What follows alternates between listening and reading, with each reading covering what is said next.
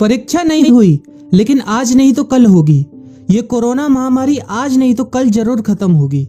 School colleges कभी ना खुलें, ऐसा नहीं होगा। अभ्यास करते रहोगे तो कोई पछतावा नहीं होगा। कोरोना महामारी के चलते इस समय स्कूल और कॉलेजेस बंद पड़े हैं, जिसके चलते विद्यार्थियों में पढ़ाई के प्रति लापरवाही देखी जा रही है। इसी को देखते हुए से मुंबई के एक स्कूल में हमारे पुराणों में लिखित एक कहानी सुनाई गई और विद्यार्थियों को इस कहानी के जरिए एक मैसेज दिया गया, एक सलाह दी गई।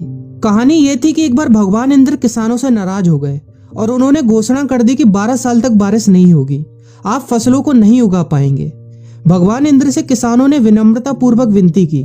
किसानों की विनती को देखते हुए इंद्र ने बड़ी चालाकी से बारिश न होने का सारा श्रेय भगवान शिव के ऊपर डाल दिया और कहा कि बारिश तभी संभव है जब भगवान शिव अपना डमरू बजाएंगे।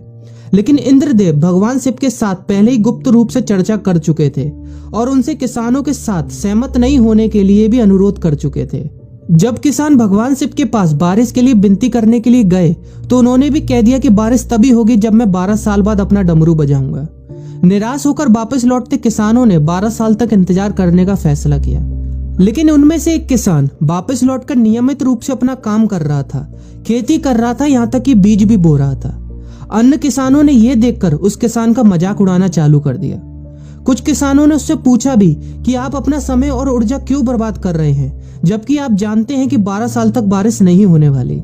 उस किसान ने जवाब दिया कि मुझे पता है कि बारिश के बिना मेरी फसल नहीं आएगी, लेकिन मैं ये सब केवल अभ्यास के रूप में कर रहा हूँ। 12 साल बाद मैं फसलों को उगाने और खेतों में काम करने की प्रतिक्रिया को भूल जाऊंगा। शरीर की काम करने की आदत छूट जाएगी और शरीर आलस का शिकार हो जाएगा। इसलिए मैं अभ्यास करता रहता हूँ कि जब 12 साल बाद बारिश होगी तो मुझे काम करने में मुश्किल नहीं होगी। जब इस किसान की यह बात पार्वती जी को पता चली तो उन्होंने भी चिंतित होकर शिव जी से कहा, आप भी 12 साल बाद डमरू बजाना भूल सकते हैं। यह सुनकर भगवान शिव भी चिंतित हो गए, इसलिए कहीं वो डमरू बजाना भूल तो नहीं गए, इसकी जांच करने की सोची और अपना डमरू उठाकर बजाने की कोशिश करने लगे। कोशिश करते हुए जैसे ही डमरू से आवाज आई वैसी बारिश होने लगी और जो किसान नियमित रूप से अपना काम कर रहा था उस किसान का खेत फसलों से हरा भरा हो गया। लेकिन बाकी सभी बारिश का इंतजार करते किसानों को पछतावा हुआ, क्योंकि उन्होंने अभ्यास करना भी छोड़ दिया था। इसी तरह 2 सप्ताह बाद, 2 महीने बाद या 2 साल बाद लॉकडाउन समाप्त हो जाएगा। कोरोना महामारी भी खत्म हो जाएगी। इसे घूरने या इस महामारी के खत्म होने तक का इंतजार करने से बेहतर है कि आप जिस कक्षा में हैं या जिस अगली कक्षा में जाने वाले हैं उसका अध्ययन करें। पुस्तकों का अध्ययन करके अपने कौशल को तेज करें। आपके पास जो ज्ञान है उसे और बढ़ाएं। इस समय का इस्तेमाल करें और ये सोचें कि आप और भी बेहतर कैसे कर सकते हैं, क्योंकि डमरू कभी भी बच सकता है। इसलिए अभ्यास करते रहें। अभ्यास ही गुणवत्ता का सार है। अभ्यास ही है जो आपको किसी भी क्षेत्र में पूर्ण बनाता है। अगर आप अपनी पढ़ाई के प्रति लापरवाही छोड़कर अभ्यास करते रहेंगे तो जब काम करने का समय आएगा, जब भी परीक्षा देने का समय आएगा, तो आप हर चुनौती और अपने हर क्वेश्चन का जवाब देने के लिए तैयार रहेंगे। अपना ध्यान रखें और अपनों का ख्याल रखें, क्योंकि कोरोना भी गया नहीं है।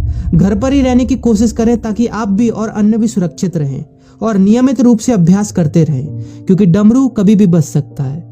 वीडियो अच्छी लगी हो तो वीडियो को लाइक और अपने फ्रेंड्स के साथ शेयर करना मत भूलिएगा। और अगर आप एक पेरेंट हैं तो आप भी अपने बच्चों के साथ इस वीडियो को शेयर करना मत भूलिएगा।